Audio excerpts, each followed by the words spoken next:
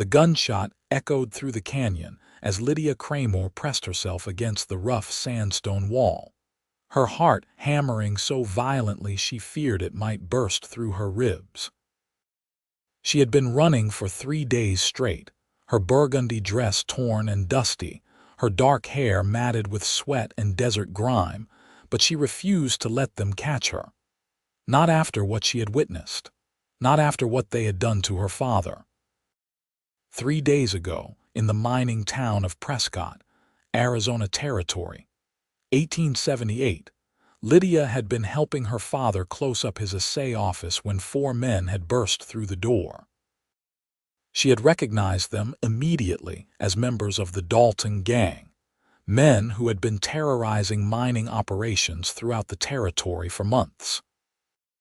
They had demanded her father reveal which claims held the richest gold deposits, information that would have ruined honest miners and enriched murderers and thieves. When Thomas Kramer refused, the leader had put a bullet through his chest without hesitation. Lydia had run, scrambling through the back window while the men ransacked the office, searching for her father's records. She had grabbed what she could, stuffing her father's most sensitive documents into her traveling bag before fleeing into the night. Now those same men hunted her across the high desert, determined to silence the only witness to their crime. The sound of hoofbeats grew distant, and Lydia finally allowed herself to breathe. She had managed to lose them in the maze of canyons south of Prescott, but she knew they would not give up. She was alone, on foot, with limited water and no weapon save for a small derringer with 2 bullets that her father had given her years ago. She had never fired it. As darkness fell, Lydia emerged from the canyon onto a vast plain dotted with sagebrush and juniper. In the distance, perhaps 5 miles away, she could see the faint glow of lights. A town. Salvation, or perhaps another trap. She had no choice but to try. Her feet ached with every step, blisters upon blisters making each movement agony. She had lost one of her boots somewhere in the canyon, and her stockinged foot was bloody and raw. Still, she walked. The alternative was death. It took her until well past midnight to reach the outskirts of the town. A weathered sign proclaimed it to be Julian, California, population 187. She had traveled farther than she thought, crossing from Arizona Territory into California. Perhaps that would be enough. Perhaps the Dalton gang would not follow her across territorial lines. The town was quiet, most buildings dark except for a saloon at the far end of the main street where lamplight spilled through the windows and the faint sound of a piano drifted on the night air. Lydia considered going there, seeking help, but her father had always warned her about saloons. A woman alone in such a place would be assumed to be a certain type of woman, and any help offered would come with expectations she was not prepared to meet. Instead, she made her way to the town church, a small whitewashed building with a simple cross above the door. Churches offered sanctuary. That was the rule, was it not? She tried the door and found it unlocked, slipping inside to the cool darkness. The smell of candle wax and old hymn books enveloped her, and for the first time in 3 days, Lydia felt safe enough to cry. She collapsed onto a pew and let the tears come, great heaving sobs that shook her entire body. Her father was dead, the only family she had left in the world, gone in an instant. Thomas Kramer had been a good man, honest in a territory where honesty could get you killed. He had raised her alone after her mother died of influenza, when Lydia was just 7 years old, teaching her mathematics and geology, letting her help with the assay work, despite the raised eyebrows of the townspeople who thought a woman had no business understanding rocks and minerals. Now he was gone, and she was truly alone. Lydia must have dozed, because she woke to sunlight streaming through the church windows and the sound of footsteps on the wooden floor. She sat up quickly, reaching for the derringer in her pocket, but relaxed when she saw it was only an elderly priest, his face kind and weathered like the desert itself. "Child, are you in some kind of trouble?" he asked gently, taking in her disheveled appearance. Lydia hesitated. Could she trust him? She had to trust someone. "My father was murdered 3 days ago in Prescott. The men who killed him are hunting me because I witnessed it. I have evidence that could hang them, but I need to get somewhere safe, somewhere I can contact the territorial marshal." The priest's expression grew grave. "The nearest marshal is in San Diego, 3 days' ride from here, but we have a sheriff, Seth Morrison. He is a good man, honest. You should speak with him." "Can I trust him?" "With your life, child. With your life." The sheriff's office was a small adobe building near the center of town. Sheriff Morrison turned out to be a man in his 50s, graying at the temples but still powerfully built, with intelligent brown eyes that assessed Lydia carefully as she told her story. He listened without interruption, occasionally making notes on a piece of paper. "The Dalton gang," he said when she finished. "They have not operated this far west before, but I have heard of them. Ruthless men. If what you say is true, and they killed your father in cold blood, then they will indeed come for you. They cannot afford to leave a witness alive." "What can I do?" Lydia asked, hating the tremor of fear in her voice. "I can protect you here in Julian, but I am only one man with one deputy. If they come in force, we will be outnumbered. I will send word to San Diego, but it will take time for help to arrive. In the meantime, you should stay somewhere safe. The boarding house is run by Martha Henderson, a good woman. I will arrange for you to stay there, and I will post a guard." Lydia felt some of the tension leave her shoulders. She was not alone anymore. There were good people here, people who would help her. The boarding house was a 2-story wooden structure painted pale yellow, with a wide porch and flower boxes under the windows. Martha Henderson was a plump woman in her 60s with flour on her apron and a warm smile that made Lydia want to cry again. She asked no questions, simply showed Lydia to a small but clean room on the 2nd floor and promised to bring up hot water for a bath. That bath was heaven. Lydia scrubbed away 3 days of fear and filth, watching the water turn brown and gray. She washed her hair 3 times before it felt clean again. Martha had left a simple blue cotton dress on the bed, and though it was slightly too large, it was clean and whole and infinitely better than her ruined burgundy dress. When Lydia finally came downstairs, Martha had prepared a meal of beef stew and fresh bread. Lydia discovered she was ravenous and ate 2 bowls before her stomach finally felt satisfied.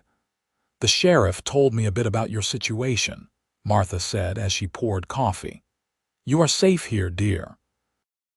Julian may be small, but we take care of our own, and anyone who seeks shelter here becomes one of us." "Thank you," Lydia said, her voice thick with emotion. "I do not know how I will repay your kindness." "Nonsense. No talk of repayment. You have been through a terrible ordeal.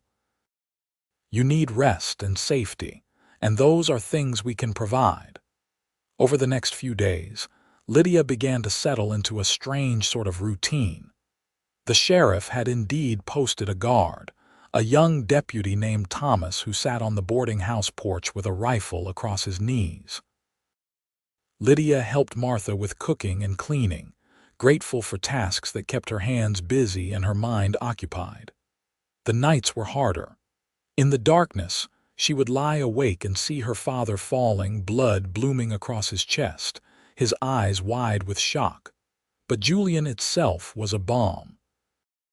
The town had sprung up during the California gold rush, though most of the easily accessible gold was long gone. What remained were honest people trying to make honest livings through ranching, farming, and small-scale mining operations. The town had a general store, a blacksmith, a livery, the saloon, the church, a small schoolhouse and not much else. It was simple and unpretentious, and after the chaos of Prescott, Lydia found the simplicity comforting. On her fourth evening in Julian, Martha invited her to sit on the porch and enjoy the cooling air. The sun was setting, painting the sky in shades of orange and purple, and the desert was coming alive with evening sounds. Crickets chirped, a coyote howled in the distance, and somewhere a mockingbird was running through its repertoire. "It is beautiful here," Lydia said softly. "It is," Martha agreed. "Different from back east, but beautiful in its own way. I came here with my husband 30 years ago, chasing gold like everyone else. We never struck it rich, but we found something better. We found a home. Your husband passed 5 years ago. Heart gave out, but I have good memories in this town and my garden. That is enough." Martha was quiet for a moment, then said, "You will heal, child. It does not feel possible now, but you will. The grief never leaves entirely, but it becomes something you can carry." Lydia wanted to believe her. That night, unable to sleep, Lydia rose and dressed quietly. The house was silent, and even Deputy Thomas appeared to be dozing on the porch. Lydia slipped out the back door and walked toward the edge of town, drawn by the vast canopy of stars overhead. In the city, you could never see stars like this. Here, they filled the entire sky, more stars than she had ever imagined existed, so bright they almost hurt to look at. She found herself in an open area past the last buildings, nothing but desert scrub and that impossible sky. Without really thinking about it, Lydia began to move. Not walking, but dancing. It was something she had done as a child when emotions became too large to contain. Her father had understood, had often smiled to see her twirling in their small parlor. Now, under that vast sky, Lydia danced for her father, for her grief, for her fear, for the strange hope that maybe, somehow, she would survive this and find a way to live again. She had no music except the wind and the crickets, but she did not need music. She closed her eyes and let her body move, spinning and swaying, arms outstretched as if she could embrace the whole sky. She did not know she was being watched. Jacob Foster had been riding the range for the better part of 2 weeks, checking on cattle that belonged to the ranch where he worked as a foreman. The Circle M Ranch lay about 5 miles outside of Julian, and Jacob had been making the circuit of the far pastures, ensuring the herd was healthy and no predators had been causing problems. He was a tall man, just shy of 30 years old, with sun-bronzed skin and dark blonde hair that was always a bit too long.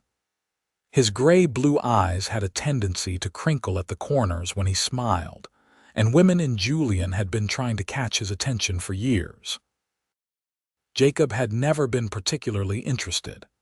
He enjoyed his work, enjoyed the solitude of the range, enjoyed the company of his horse and the cattle more than he enjoyed most people. He was content with his life, or so he told himself. He was riding back into Julian to pick up supplies when he saw her.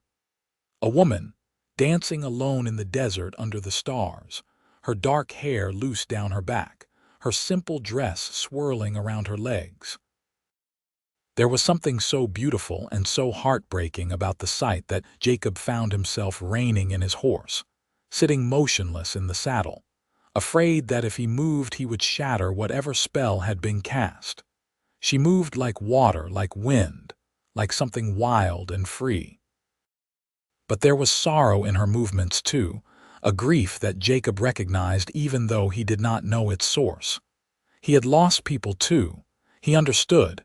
He should ride away. It felt wrong to watch without her knowing, but he could not make himself leave. Instead, he dismounted, tied his horse to a nearby juniper and found himself walking toward her, drawn like a moth to flame. Lydia sensed him before she saw him, some instinct making her stop and turn. A man was approaching, tall and broad-shouldered, moving slowly as if afraid to startle her. Her hand went to her pocket to the derringer. "I did not mean to intrude," he said, stopping a respectful distance away. His voice was deep and quiet. "I was riding past and I saw you dancing. It was beautiful.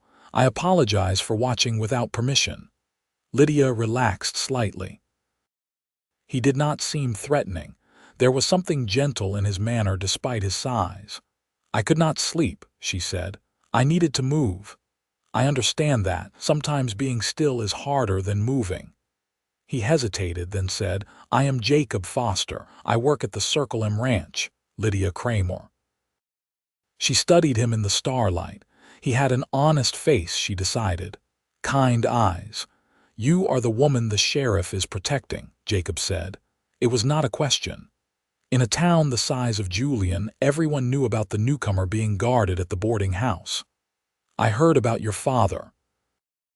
"I am sorry." Lydia felt tears prick her eyes at the simple sincerity in his voice. "Thank you." They stood in silence for a moment, the night stretching around them. Then Jacob did something that surprised them both. He held out his hand. "May I?" Lydia looked at his outstretched hand, understanding what he was offering.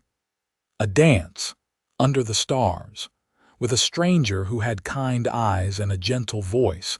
It was probably foolish. It was certainly improper. But Lydia found herself placing her hand in his. Jacob's hand was calloused and warm, his grip firm but careful.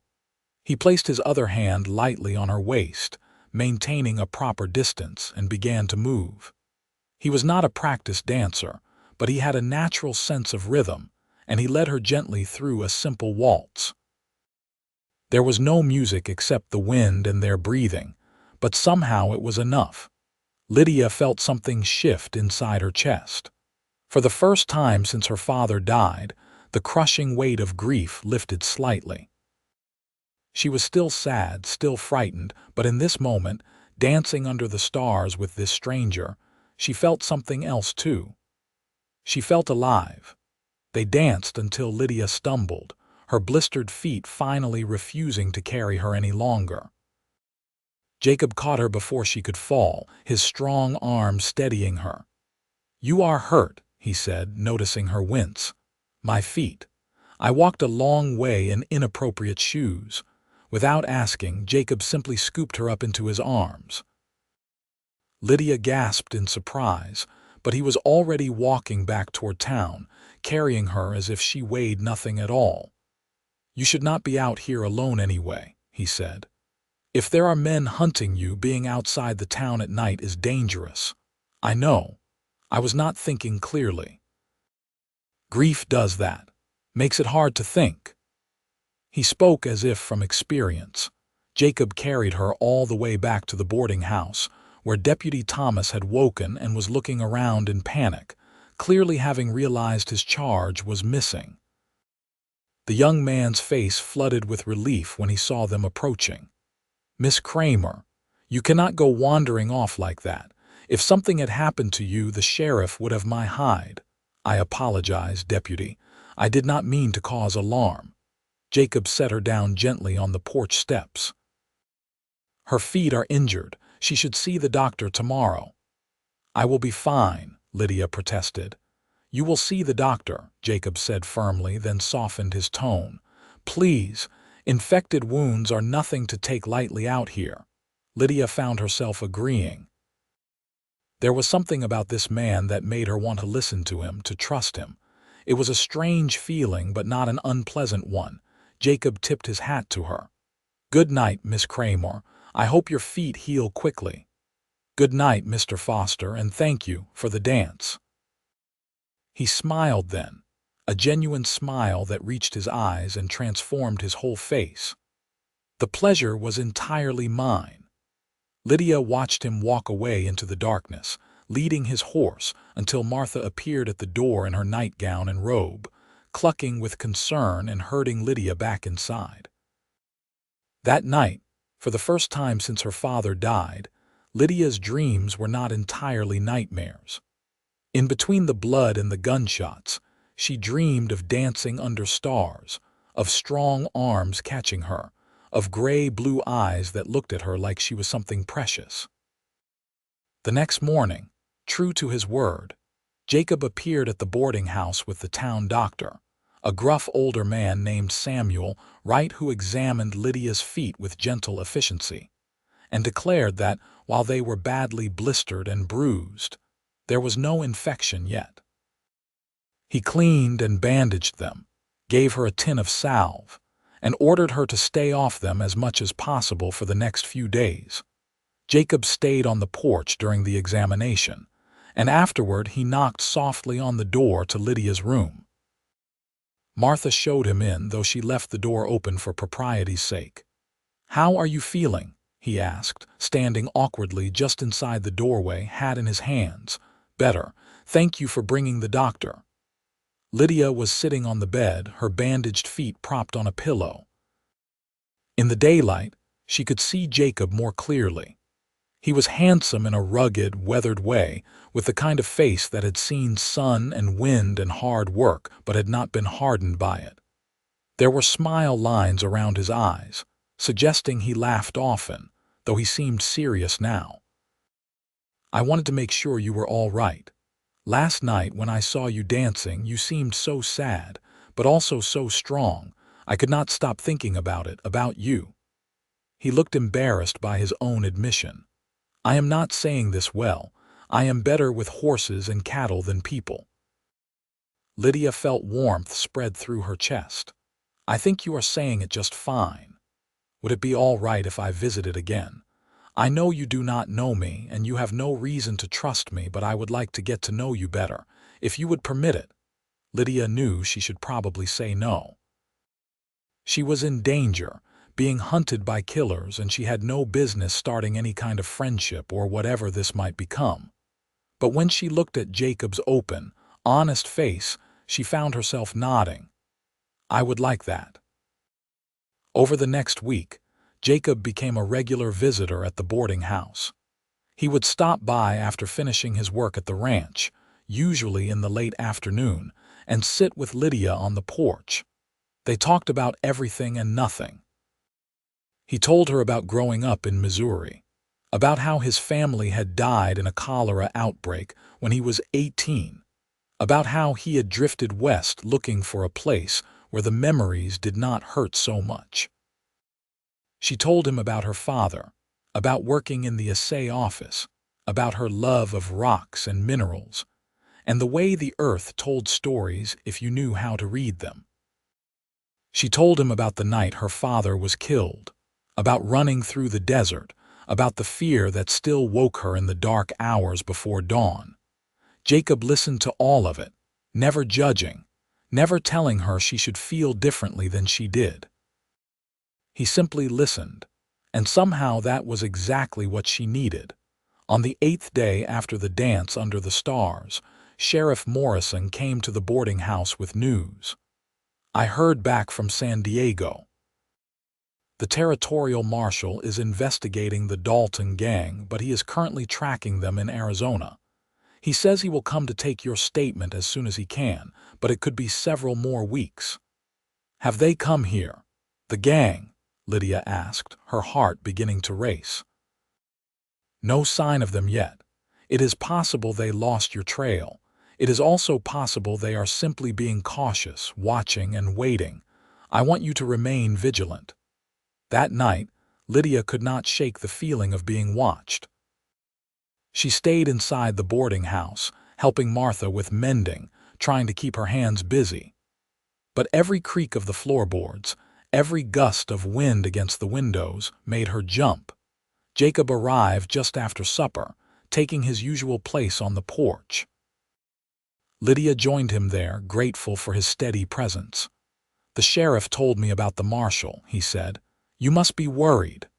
"Terrified," Lydia admitted. "Every moment I wait, I wonder if they will come, if they will hurt people here because of me. Martha, the sheriff, you. I could not bear it if someone else died because of what I know." Jacob was quiet for a long moment. Then he said, "What you know could bring justice for your father and prevent them from hurting other innocent people. That is worth protecting, worth fighting for." But at what cost? That is not for you to decide alone. The people here, we have chosen to help you. That is our decision, and you need to respect that. He reached over and took her hand, his thumb tracing gentle circles on her palm. You are not alone in this, Lydia. You do not have to carry it all yourself. Lydia looked down at their joined hands, at the way her smaller, paler hand fit so naturally in his larger, tanned one. Something had been growing between them this past week, something that probably should not exist given the circumstances, but did anyway. Something that felt inevitable, like water finding its way downhill. Jacob, she said softly, when this is over, when it is safe, what will you do? What do you mean? Will you stay at the ranch? Is that what you want for your life? He considered the question seriously. I always thought so. I am good at ranch work, and it is steady employment. I have never had much ambition beyond that. But lately, I have been thinking maybe there could be more. Maybe I have been settling for steady and safe because I was afraid to want more. He looked at her, his gray-blue eyes intense. You make me want to be braver, Lydia. You faced down killers and ran across the desert alone to survive. That takes courage I am not sure I have. You have courage, Lydia said firmly. You have been kind to a stranger who brought danger to your town. You have sat with me day after day, listening to me talk about grief and fear, never making me feel like a burden. That takes its own kind of bravery. Jacob smiled, but before he could respond, Deputy Thomas suddenly stood up from his post by the door, rifle raised. Someone is coming. Multiple horses. Jacob was on his feet instantly, positioning himself between Lydia and the street. In the distance, Lydia could hear it too. Hoofbeats getting closer. 4 riders came into view, stopping in front of the boarding house. Even in the gathering darkness, Lydia recognized them. The Dalton gang. Her blood turned to ice. The leader, a scarred man named Pike Dalton, grinned up at the porch. Evening, folks. We are looking for a woman. Dark hair, probably calling herself Lydia Kramer. We have business with her. Sheriff Morrison appeared from the direction of his office, his own rifle in hand. Whatever business you think you have, you can conduct it through me. I am the law here. Pike laughed, an ugly sound. Law out here? That is funny, Sheriff. We just want the woman. Hand her over, and nobody needs to get hurt. That is not going to happen, Morrison said calmly. You are going to turn those horses around and ride out of Julian. If you have a legitimate complaint, you can file it with the territorial marshal. The marshal is not here, Sheriff. And our business cannot wait. Pike's hand moved toward his gun. Everything happened very fast. Morrison fired a warning shot into the ground near the horses, making them shy and dance. The Dalton gang went for their weapons. Deputy Thomas fired, hitting one of the men in the shoulder. Jacob pushed Lydia down, covering her body with his own as bullets started flying. The gunfight lasted perhaps 2 minutes, though to Lydia it felt like hours. When the smoke cleared, 1 member of the Dalton gang was dead. 2 were wounded, including the one Deputy Thomas had shot, and Pike Dalton himself was on the ground, his gun hand shattered by a bullet from the sheriff's rifle. Sheriff Morrison and Deputy Thomas moved quickly to disarm and secure the prisoners. Several townspeople had emerged from their homes and businesses, drawn by the gunfire, and the town doctor was summoned to treat the wounded prisoners before they would be locked up. Jacob helped Lydia to her feet, his hands shaking slightly with the aftermath of adrenaline. Are you hurt? Did any bullets come close? No, I am fine. You shielded me. She looked up at him, at this man who had, without hesitation, placed his body between her and danger, and felt something settle deep in her chest. This was not just attraction or passing interest. This was something much bigger. Pike Dalton was groaning in pain as the doctor worked on his hand, but he still managed to spit threats. This is not over. There are more of us. They will come for her, and they will burn this whole town down if they have to." "Let them come," Sheriff Morrison said grimly. "We will be ready. And by the time any others arrive, the territorial marshal will be here too. You boys are done terrorizing innocent people." The prisoners were hauled off to the town jail, which was really just a small room with barred windows attached to the back of the sheriff's office. Morrison set up a rotation of guards, with several townsmen volunteering to help Deputy Thomas keep watch. Martha insisted that both Lydia and Jacob come inside for hot coffee, and something stronger if they needed it. Lydia's hands would not stop shaking, and she found herself unable to let go of Jacob's arm.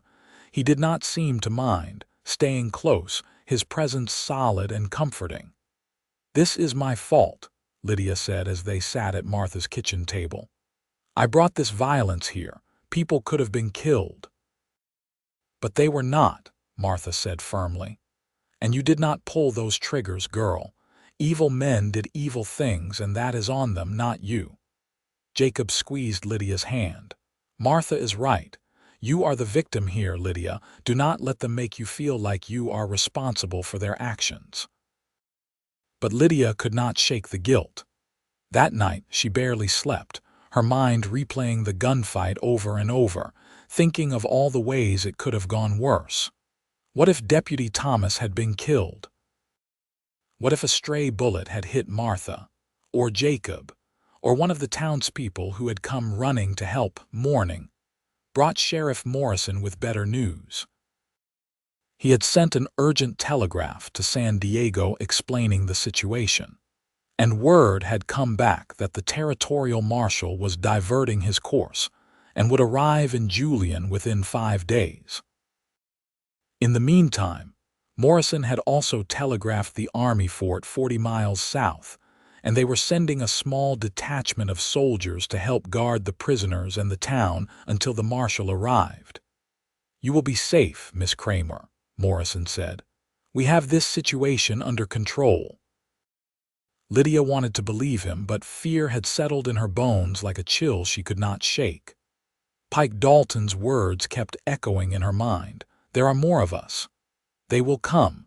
Jacob noticed her anxiety and asked if she would like to take a walk with him, get some fresh air. With the prisoners secured and soldiers on the way, the immediate danger seemed to have passed, and Lydia desperately needed to move, to do something other than sit and worry. They walked toward the edge of town, Deputy Thomas trailing discreetly behind at Jacob's insistence. The morning was beautiful, the desert coming alive with the cooler temperatures. Wildflowers dotted the landscape, tiny spots of yellow and purple and red against the brown earth. "I have been thinking," Jacob said as they walked slowly, mindful of Lydia's still tender feet, "about what happens after the marshal comes. After you testify and the gang is dealt with. What will you do?"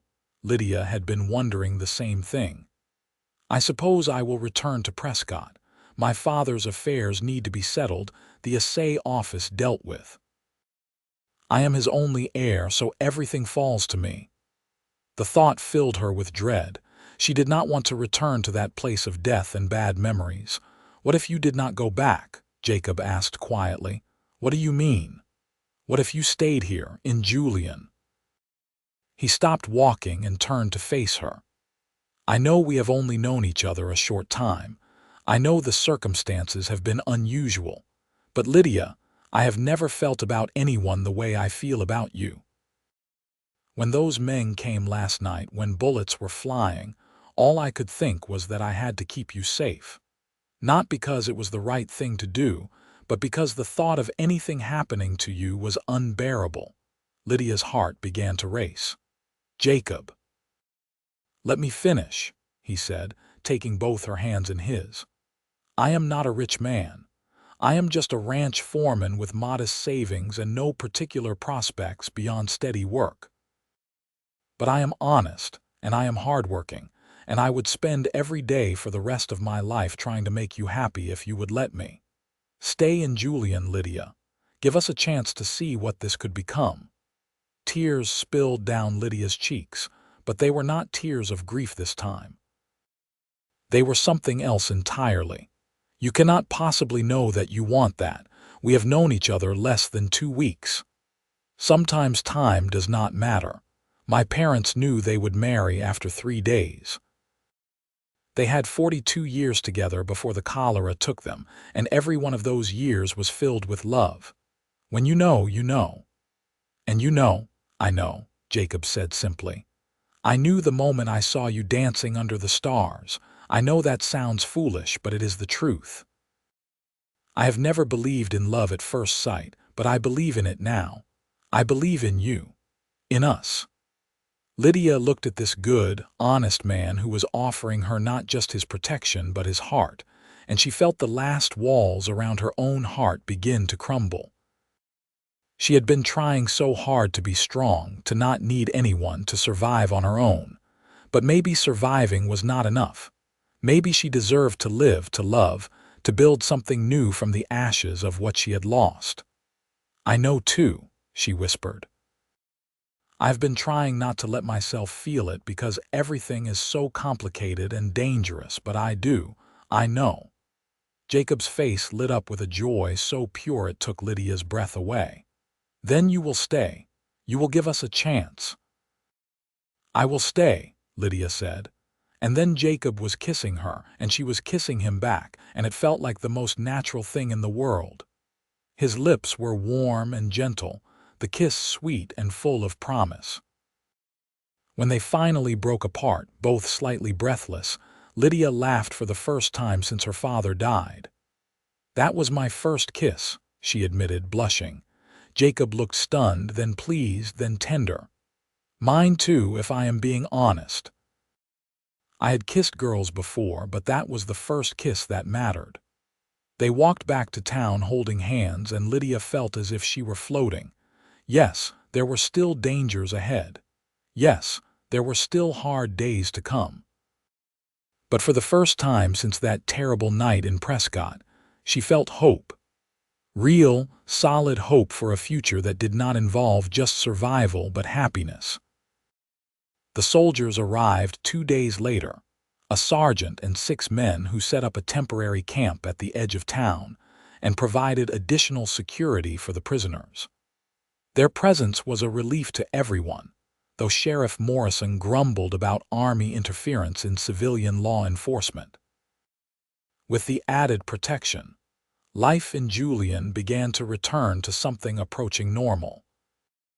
Lydia continued staying at Martha's boarding house, but she also began helping out at the general store, using her mathematical skills to help the owner, a friendly man named Robert Sanders, reorganize his inventory and accounting systems. It felt good to be useful, to contribute to the community that had taken her in. Jacob visited every evening without fail, and slowly, carefully, they continued to build what had begun under the stars. They took walks together, always chaperoned by either Deputy Thomas or Martha, as propriety demanded. They talked for hours about their hopes and dreams, their fears and failures, all the small details that made up a life. Lydia learned that Jacob wanted children someday, a house full of noise and laughter. She learned that he could play the harmonica, though he claimed not to be very good. She learned that he had once dreamed of being a veterinarian, but had never had the education or money to pursue it. So he had settled for working with animals in a different way. Jacob learned that Lydia could speak a bit of Spanish and quite a lot of geological Latin. He learned that she had once wanted to attend university back east, but had stayed in the territory to help her father with his work. He learned that she had a sharp wit and sharper intelligence, and that she thought about the world in ways that constantly surprised and delighted him. On the 5th day, as promised, Territorial Marshal William Grant arrived in Julian. He was a man in his late 40s, lean and weather-beaten, with the hard eyes of someone who had seen too much violence. But he was also fair and thorough, and he spent 2 full days taking statements from Lydia, the sheriff, and the prisoners. Lydia had to recount the night of her father's death in excruciating detail, and it was every bit as painful as she had feared. She wept as she described seeing her father shot, as she explained how she had fled with his records, how the gang had hunted her across the desert. But Jacob sat with her through all of it, holding her hand, lending her his strength, and somehow she got through it. The marshal also examined the documents Lydia had taken from her father's office. They detailed systematic fraud, with the Dalton gang feeding false information to legitimate mining operations while staking claims on the truly valuable deposits themselves. It was a scheme that had defrauded dozens of honest miners and made the Dalton gang a small fortune. "This is solid evidence," Marshal Grant told Lydia. "Combined with your testimony and what we have learned from other sources, we can bring charges against not just these 4 men but at least a dozen others associated with the gang. Your father's death will not be in vain, Miss Kramer. Justice will be served." The prisoners, facing overwhelming evidence and the possibility of hanging, began to turn on each other. Pike Dalton, hoping for a reduced sentence, gave up the locations of the gang's various hideouts and stashes of stolen gold. It was enough for the marshal to organize a coordinated sweep that would effectively destroy the Dalton gang's entire operation. With the immediate crisis resolved, Marshal Grant prepared to transport the prisoners to San Diego for trial. Before he left, he sought out Lydia at the boarding house. "Miss Kramer, I want you to know that your bravery has likely saved lives. That gang would have continued their crimes indefinitely if you had not been willing to come forward. The territory owes you a debt of gratitude." Lydia shook her head. "I just did what had to be done. What my father would have wanted me to do. Nevertheless, you have my thanks and my admiration." The marshal tipped his hat. "If you ever need anything, you have only to ask." After the marshal and his prisoners departed, escorted by the soldiers, Julian seemed almost eerily quiet. The threat that had hung over the town for weeks was gone, lifted like a morning fog. People could breathe again, walk the streets without looking over their shoulders, sleep through the night without fear. For Lydia, the lifting of that threat meant she finally had to make real decisions about her future. She could return to Prescott, settle her father's estate, and try to rebuild a life there. Or she could do what her heart was telling her and stay in Julian with Jacob and build something new. It was not really a choice at all. She met with a lawyer in San Diego, making the trip with Jacob as her escort, and arranged for her father's property and business in Prescott to be sold. The proceeds were substantial enough to give her financial security, though she found she cared less about the money than about closing that chapter of her life. On the journey back to Julian, Jacob asked her formally to marry him. They were stopped by a creek to water the horses, and he got down on one knee in the dust and asked her to be his wife. He had no ring yet, he explained, but he would buy her one as soon as they returned to town. A good one, worthy of her. Lydia pulled him to his feet and kissed him, which she decided was answer enough. But she said yes anyway, multiple times, laughing and crying at the same time. They were married a month later in the small church where Lydia had first sought sanctuary. It was a simple ceremony attended by most of the town, with Martha weeping happy tears in the front pew and Sheriff Morrison giving Lydia away in the absence of her father. The priest who had first helped her spoke the words that bound her and Jacob together as husband and wife, and when Jacob kissed her, the small church erupted in applause. The town had come together to provide a wedding supper at the saloon, which had been cleaned and decorated for the occasion. There was food and music and dancing, and Lydia found herself passed from partner to partner as the townspeople took turns dancing with the bride. But her favorite dance was the last one, late in the evening when Jacob pulled her outside under the stars and held her close, swaying to music only they could hear. "Are you happy?" he asked softly. "Happier than I ever thought possible after everything that happened. You gave me that, Jacob. You gave me hope when I had none. You gave me love when I thought I would never feel anything but grief again." "You gave me purpose," Jacob replied. "Before you, I was just existing, going through the motions. You made me want to actually live, to build something, to be someone worthy of your love." "You were always worthy," Lydia said firmly. "You just needed someone to show you." They stayed under the stars until nearly dawn, talking and kissing and dreaming about their future together. Jacob had been promoted to ranch manager at the Circle M, with a substantial increase in pay and a small house on the property that came with the position. It was not large, but it would be theirs, and they would fill it with love and laughter and, eventually, children. The first year of their marriage was filled with adjustments and discoveries, small conflicts and smaller joys. They learned each other's habits, both good and bad. Lydia discovered that Jacob snored when he slept on his back, and that he was terrible at remembering to close cabinet doors.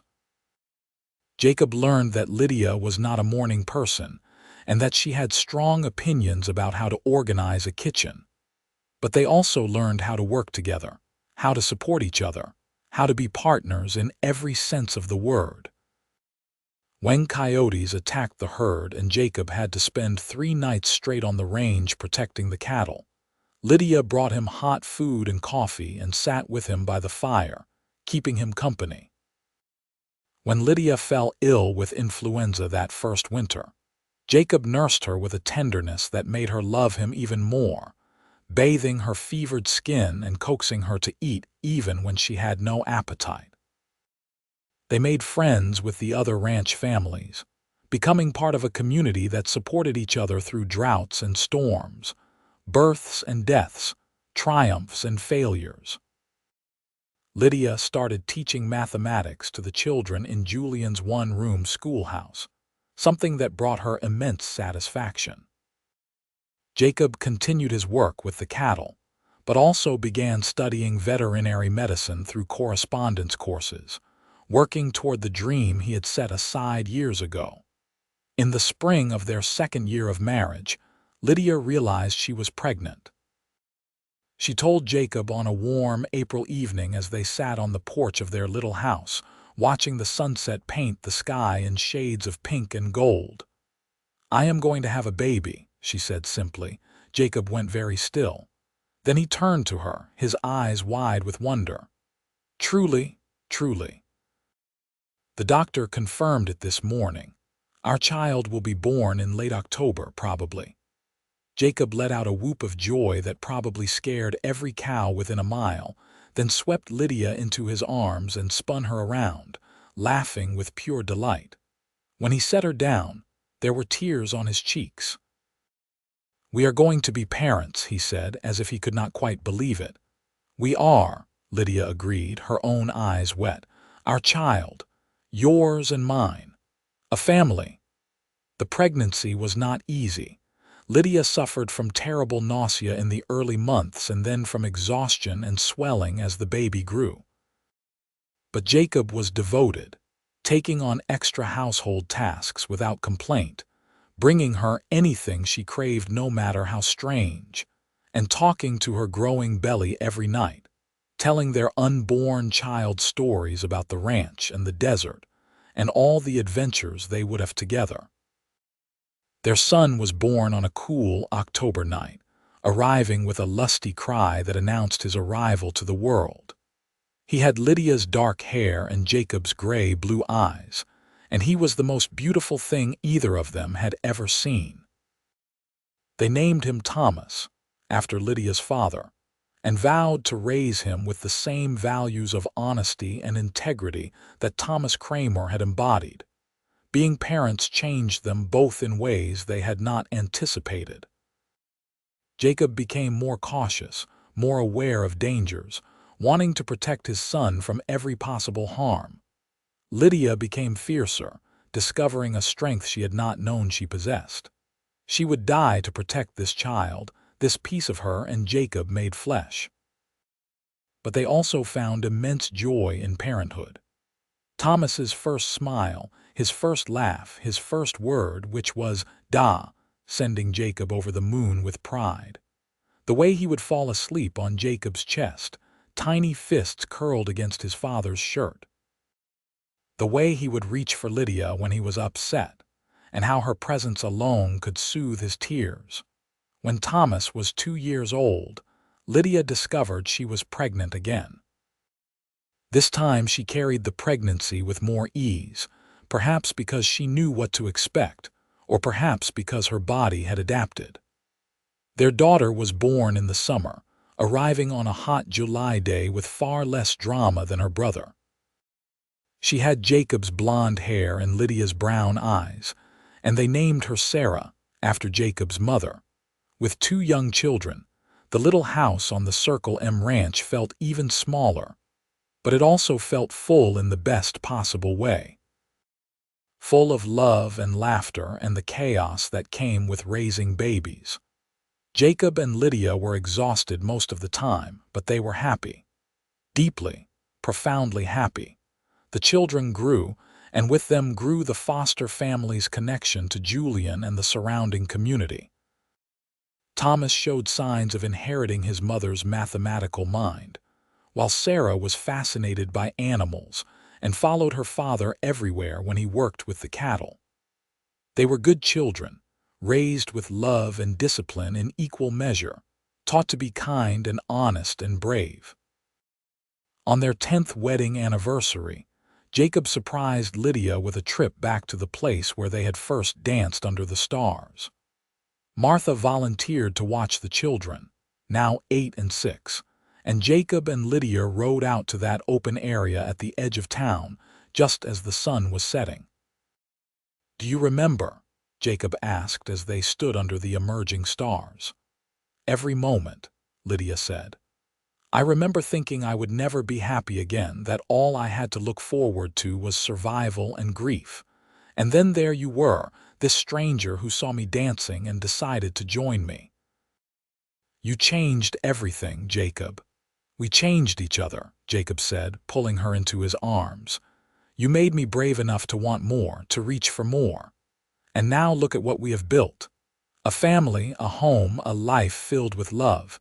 It is more than I ever dreamed possible." They danced again under those same stars, older now, more tired, marked by a decade of hard work and joyful challenges. But the love between them had only deepened, growing richer and stronger with each passing year.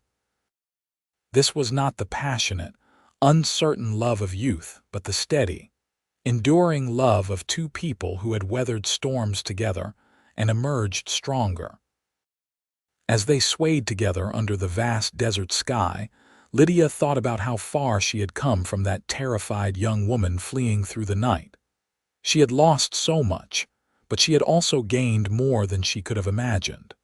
A husband who loved her with his whole heart. Children who brought joy to every day. A community that had become family. A purpose and a place in the world. "Thank you," she whispered against Jacob's chest. "For what?" "For stepping forward that night, for not riding away, for choosing to join me in this dance we call life." Jacob pressed a kiss to the top of her head. "There was never any choice, Lydia. From the moment I saw you, there was only ever you. Forever." The years continued to pass, each one adding its own joys and sorrows to the tapestry of their life. They had 2 more children, twin boys born when Thomas was 12 and Sarah was 10. The little house finally became too small, and with Jacob's increased success as ranch manager and Lydia's income from tutoring, and the investments she had made with her inheritance, they built a larger home on the ranch property. It had 4 bedrooms, a large kitchen, and a porch that wrapped around 3 sides. perfect for sitting and watching the desert sunsets. Thomas grew into a serious young man who did indeed inherit his mother's love of mathematics, and eventually went east to study engineering at a university. Sarah became a gifted horse trainer and decided to stay in Julian, working alongside her father at the Circle M. The twins, named Peter and William, were inseparable troublemakers who kept everyone on their toes, but also brought endless entertainment to the household. As their children grew, Jacob and Lydia found themselves with more time to devote to each other and to the community. Lydia was elected to the school board and fought tirelessly to improve educational opportunities for all children in the area, regardless of their family's financial situation. Jacob became known throughout the region as one of the finest cattlemen and veterinarians, his services in high demand. But he always made time for his family, never forgetting what mattered most. They grew older together, their hair graying, their bodies marked by age and hard work. But they never stopped dancing. On clear nights, Jacob would take Lydia's hand and lead her outside, and they would dance under the stars just as they had that first night. It became their ritual, their way of remembering who they had been and celebrating who they had become. When Thomas graduated from university and returned to California to work on railroad engineering projects, Jacob and Lydia traveled to San Francisco to watch him receive his degree. The city was overwhelming after so many years in the quiet desert, but they were proud beyond measure. Their son, the grandson of a murdered assayer and the son of a ranch foreman, had achieved something remarkable through hard work and dedication.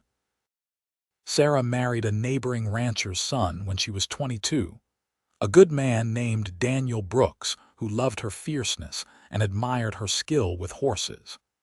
Their wedding was a joyous affair that brought together families from all over the region. As Jacob walked his daughter down the aisle, Lydia watched with tears streaming down her face, remembering her own wedding in that same small church so many years ago. The twins caused their parents no end of worry, as twins often do. Peter wanted to prospect for gold in the mountains, while William dreamed of becoming a lawyer. Both were intelligent and capable, but both were also reckless in the way of young men who think themselves invincible. Jacob spent many sleepless nights worrying about them, until Lydia reminded him that they had raised good boys who would find their way, just as she and Jacob had found theirs. When Jacob and Lydia had been married for 25 years, the town of Julian threw them a celebration. It seemed the entire county attended, filling the church and spilling out into the street. People came to honor not just their marriage but the way they had lived their lives, contributing to the community, raising good children, and showing everyone what real love looked like. Sheriff Morrison, now retired and in his 70s, gave a speech about the night the Dalton gang came to Julian, about how Jacob had stood between Lydia and danger without hesitation, and how that single act of courage had led to a lifetime of love. Martha, now ancient but still sharp as a tack, spoke about taking in a frightened young woman and watching her blossom into a pillar of the community. But the most touching speech came from Thomas, who traveled from San Francisco with his new wife to attend the celebration. He spoke about growing up watching his parents love each other, about learning what it meant to be a good husband and father by following his father's example, about understanding strength and intelligence from his mother's fierce determination to make the world better. "My parents taught me that love is not just a feeling but a choice you make every single day," Thomas said, his voice carrying through the hushed crowd. "They taught me that the best life is one built with someone you admire and respect as much as you love. They showed me what forever looks like, and I am grateful beyond words." Jacob held Lydia's hand throughout the celebration, occasionally bringing it to his lips to press a gentle kiss to her knuckles. They had built something remarkable together, not through grand gestures or dramatic moments, but through countless small choices to love each other, to support each other, to build a life together one day at a time. As the celebration wound down and the sun began to set, Jacob led Lydia away from the crowd to their favorite spot at the edge of town. The place where she had danced alone under the stars all those years ago, where he had stepped forward and asked to join her, where everything had begun. 25 years, Jacob said wonderingly. It feels like both a lifetime and no time at all. I would do it all again, Lydia said. Every moment, every challenge, every joy, all of it with you. Even the hard parts, the times we fought, the times we struggled, especially those parts. They made us who we are. They made us stronger. Lydia looked up at her husband, at the face she knew better than her own, at the man who had given her everything when she thought she had nothing left. You saved me, Jacob, that first night and every day since. No, Jacob said softly. We saved each other. I was half a person before you, just going through the motions. You gave me purpose. You gave me a reason to be more than I was. They danced again under the stars, their movements slower now, their bodies not as nimble as they once were. But the love between them burned as bright as ever, a steady flame that had weathered 25 years of life's storms and would continue burning for however many years they had left. Years continued to pass in their beautiful, ordinary way. Thomas had 2 children, making Jacob and Lydia grandparents for the first time. Sarah and Daniel had 3 children in quick succession, filling their ranch house with noise and chaos. Peter eventually gave up on gold prospecting and became a successful merchant in San Diego. William became the lawyer he dreamed of being, eventually serving as a judge in Sacramento. Jacob and Lydia watched their family grow and expand, marveling at how 2 people dancing under stars had led to this sprawling network of children and grandchildren, all carrying pieces of them forward into the future. Their love story was no longer just theirs, but had become woven into the fabric of their entire family. As they entered their 50s, Jacob's body began to show the wear of decades of hard physical labor. His knees ached in the mornings, and his back troubled him after long days. But he never complained, continuing to work with the cattle and horses he loved, training younger men to take over when his body would no longer allow him to do the work himself. Lydia remained sharp and vital, though her hands developed arthritis that made writing difficult. She adapted, teaching herself to use her left hand when her right grew too painful, refusing to let physical limitations stop her from the work she loved. She continued tutoring children in mathematics, and she began writing a book about the geology of the San Diego region, determined to document her knowledge before age stole it from her. On their 30th wedding anniversary, their children threw them a smaller, more intimate celebration at the Foster family home.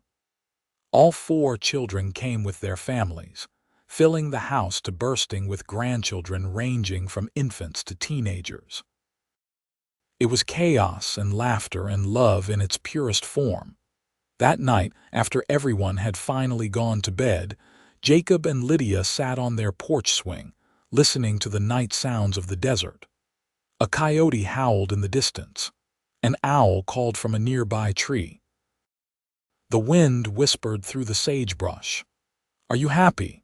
Jacob asked, the same question he had asked her on their wedding night 3 decades earlier. "Happier than I have any right to be," Lydia answered honestly.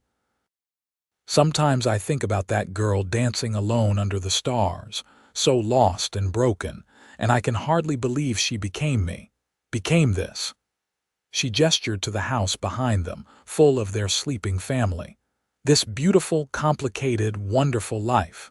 She was always you. You were always strong enough, brave enough to build this life. I just had the privilege of building it with you." Lydia leaned her head on Jacob's shoulder, feeling the solid warmth of him, the steady beat of his heart. This man had been her partner, her lover, her best friend, her co-parent, her everything for 30 years. She could not imagine her life without him in it, did not want to imagine it. "Promise me something," she said quietly. "Anything. Promise me that when one of us goes, the other will not give up. We'll keep living, keep loving, keep dancing under the stars." Jacob was quiet for a long moment. Then he said, "I promise. Though I cannot imagine this world without you in it, I promise I will keep living if I must. But you have to promise me the same thing." "I promise," Lydia whispered. They sat together in the darkness, holding each other, two people who had been joined together by chance and choice, whose lives had become so intertwined that it was impossible to tell where one ended and the other began. Their love story had started with a dance under the stars, and had grown into something beautiful and enduring, something that would outlive them both in the children and grandchildren they left behind. The years continued their relentless march forward. Jacob finally retired from ranch work in his mid-50s, his body no longer able to keep up with the demands of managing a large cattle operation. Sarah and Daniel took over management of the Circle M, with Sarah proving to be just as skilled as her father at handling both the animals and the business side of ranching. Jacob turned his attention fully to veterinary work, traveling throughout the region to treat sick and injured animals. Even in his 60s, he was still learning, still reading medical journals and experimenting with new treatments. It kept him young, Lydia thought, having that passion and purpose. Lydia finished her geology book when she was 58 years old. It was published by a small academic press and became a standard reference work for geologists working in Southern California. She was invited to give lectures at universities, something she did despite her nervousness about public speaking. Seeing young women in the audiences, their faces bright with interest and intelligence, made all the discomfort worthwhile. They became grandparents many times over, and then great-grandparents. The family gatherings grew larger and more boisterous with each passing year. At the center of it all were Jacob and Lydia, the patriarch and matriarch, the couple whose love story had started it all. On the night of their 40th wedding anniversary, Jacob woke Lydia in the middle of the night. "Come with me," he said, helping her out of bed. "Jacob, it is the middle of the night. Where are we going? Trust me." She did, of course. She always had. They dressed warmly against the cool desert night and walked together to their special place, moving slowly because their bodies no longer moved with the ease of youth. Above them, the stars blazed with the same brilliance they had 40 years ago. "Dance with me," Jacob said, holding out his hand. Lydia laughed, taking his hand. "Our dancing days are behind us, old man." "Never," Jacob said firmly. "We will dance under the stars until the day we die, and probably beyond that too." So they danced, shuffling more than actually dancing, their movements careful and slow. But the love between them was as strong as ever, the connection as deep. They had built a life together, raised a family, weathered every storm that came their way. They had kept the promises they made that first night and every night since.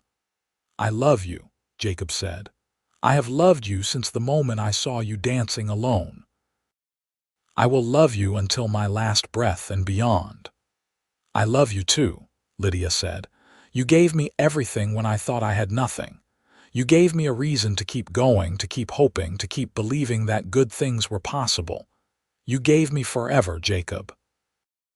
They stood under the stars, holding each other, two people who had started as strangers and had become one through love and choice and commitment. Their story was not dramatic or grandiose, but it was real and true and beautiful in its honesty.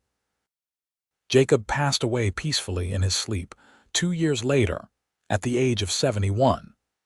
He had spent his last evening sitting on the porch with Lydia, watching the sunset and talking about the grandchildren who were coming to visit the following week. He had kissed her good night, told her he loved her, and simply had not woken the next morning. Lydia grieved, as anyone would grieve the loss of their other half. But she also celebrated the life they had built together, the 42 years they had been given. She kept her promise to him, continuing to live fully, to engage with her family, to work on a second book about the mining history of the region. And on clear nights, she would walk out to their special place and dance alone under the stars, just as she had been doing that first night so many years ago. But she was not truly alone, because she could feel Jacob with her, his hand in hers, his love surrounding her like the starlight itself. Sarah found her there one evening, moving slowly in the darkness, her aged body still graceful despite the years. "Mother, what are you doing out here?" Sarah asked gently. "Dancing with your father," Lydia said simply. "We promised each other we would dance under the stars until the day we died and beyond. I am keeping that promise." Sarah felt tears spring to her eyes. She had grown up watching her parents love each other, had seen them dance together countless times under these same stars. "That is beautiful, Mother." "It is true," Lydia said. "Love does not end just because a body stops working. The love your father and I shared, it will go on forever. It lives in you and your siblings, in your children, in every person who was touched by our story. That is what forever really means." Lydia lived to the age of 79, remaining active and engaged until the very end. She finished her second book. She attended the weddings of her grandchildren. She met her great-great-grandchildren. She lived fully, just as she had promised Jacob she would. On the night she died, her family gathered around her bed in the house she and Jacob had built together. She was ready, she told them. She had lived a good life, a full life, a life rich with love and purpose. She had no regrets. "Tell me about the night you met Father," Thomas asked, holding his mother's hand. "One more time." Lydia smiled, her eyes growing distant as she remembered. "I was dancing alone under the stars, trying to survive the worst grief I had ever known. And this cowboy, this beautiful, kind cowboy, he saw me and decided to step forward. He asked to join me. And from that moment on, we were never truly apart, not for a single day." "That is a beautiful love story, Mother," Sarah said softly. "It is our love story," Lydia said. "Mine and Jacob's. And it does not end here. Love like ours, it goes on and on. You will carry it forward, all of you. You will tell your children, and they will tell theirs, about the cowboy who stepped forward to dance with the lonely woman under the stars, and how that single moment of courage and connection created all of this." She gestured weakly at the family surrounding her bed. "All of you. This is our forever." Lydia closed her eyes that night and did not open them again. She passed peacefully, with her family around her, loved and loving until the very end. They buried her next to Jacob under a large oak tree on the ranch, with a headstone that read simply, "Lydia Foster, beloved wife, mother, grandmother. She danced under the stars and found forever." The family gathered every year on what would have been Jacob and Lydia's wedding anniversary. They would tell stories about the couple who had started it all, keeping their memory alive. And always, at the end of the evening, someone would suggest going out to that special place at the edge of town. There, under the stars, the family would join hands and dance together, honoring the love story that had given all of them life. The youngest children, too small to understand the full story, would ask why they danced under the stars. And someone would tell them about their great-great-grandmother who danced alone under the stars when she thought she had lost everything. About the cowboy who stepped forward and joined her. About how that moment of connection had led to a lifetime of love, which had led to children and grandchildren and great-grandchildren, which had led to them being there under those same stars, still dancing, still celebrating, still honoring that forever love. Thomas's grandson, a boy of 8 named Jacob after his great-great-grandfather, asked his father once why the story mattered so much. Why did they keep telling it, year after year? His father, Thomas's son named Michael, smiled and said, "Because it reminds us what is possible. Your great-great-grandfather and great-great-grandmother started with nothing but grief and determination. They built a life together based on love and respect and commitment. They showed everyone around them what real love looks like, not the easy kind but the kind that lasts. The kind that survives hardship and celebrates joy and grows deeper with every passing year. That is a legacy worth remembering, worth honoring, worth passing down to you and your children and their children after that." Young Jacob seemed to think about this. Then he asked, "Will I find someone to dance with under the stars?" "If you are very lucky," Michael said. "And if you are brave enough to step forward when the moment comes. That is what your great-great-grandfather taught us. Love requires courage. It requires being willing to step forward, to take a chance, to open your heart even when it is scary. But the reward is everything." The years became decades, and the decades became a century. The original Circle M Ranch was divided among the descendants, with some selling their portions while others held on, continuing the ranching tradition. But the house that Jacob and Lydia had built together remained in the family, lovingly maintained and passed down from generation to generation. It became a gathering place for the sprawling Foster clan, a touchstone connecting them to their history. The story of Jacob and Lydia, the cowboy who stepped forward to dance with the lonely woman under the stars, became a treasured family legend. It was told at weddings and anniversaries, at births and funerals, any time the family came together. New generations learned about the couple who had built everything from nothing, whose love had been so strong and true that it still echoed down through the years. Some things changed with the passage of time. Julian grew from a small town into a larger community, then evolved into something different again as the years marched on. The ranch itself changed, adapting to new ways of managing cattle and land. The descendants of Jacob and Lydia scattered across the country and even the world, pursuing their own dreams and building their own lives. But some things never changed. On clear nights in Julian, California, if you walked to the edge of what used to be the town, where the desert opened up under an impossible canopy of stars, you might see people dancing. Couples mostly, young and old, moving slowly in the starlight. They came to honor a tradition started more than a century ago, to stand in the place where a broken woman and a kind cowboy had found each other and created something beautiful. The love story of Jacob Foster and Lydia Kramer Foster became more than just a family legend. It became a symbol for the entire community, a reminder that even in the darkest moments, hope could be found. That one act of courage, one moment of connection, could ripple outward in ways impossible to predict, creating beauty and love and family that lasted far beyond a single lifetime. And if you asked any member of that sprawling Foster family what made their ancestors' love story so special, they would tell you it was the simplicity of it. It was not about grand gestures or dramatic rescues, though those things were certainly part of their story. It was about a choice made every single day to love each other, to support each other, to build a life together one moment at a time. It was about keeping promises, about showing up, about being brave enough to step forward and ask for a dance. That was the real lesson, the real legacy. Love is not a feeling that happens to you, but a choice you make, over and over again, until those choices become a life.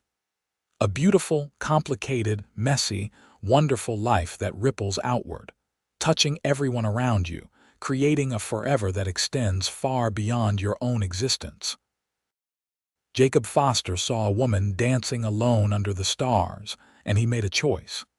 He chose courage over fear, connection over solitude, hope over cynicism.